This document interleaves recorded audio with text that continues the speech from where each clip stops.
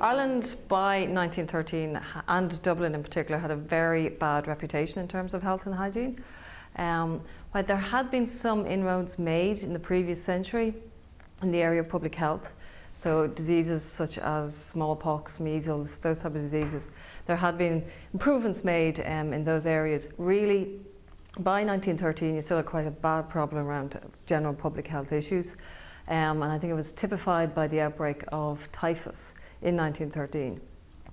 Dublin had 13 deaths in 1913 when the epidemic actually hit, whereas there were no deaths, say, in England and Wales in the same period. So there was quite a slow development, I suppose, of public health in the early 20th century.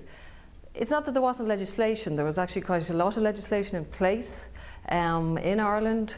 The 1878 Public Health Act had sort of given powers to local councils, local authorities, to basically improve public hygiene, public health generally, but they didn't really adopt any great, or they didn't really engage with the legislation with any great enthusiasm.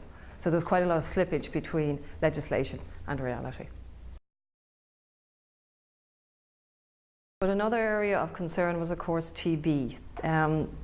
It steadily emerged as the public health campaign went on into the 20th century, that while the epidemic diseases were being eradicated, the incidence of TB was becoming more and more apparent.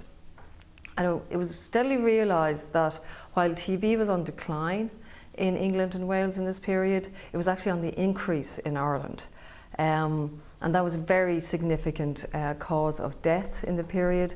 Pulmonary TB in particular was a big killer. In 1906, it's estimated that TB accounted for 16% of the mortality rate. So it's a very big killer in this period.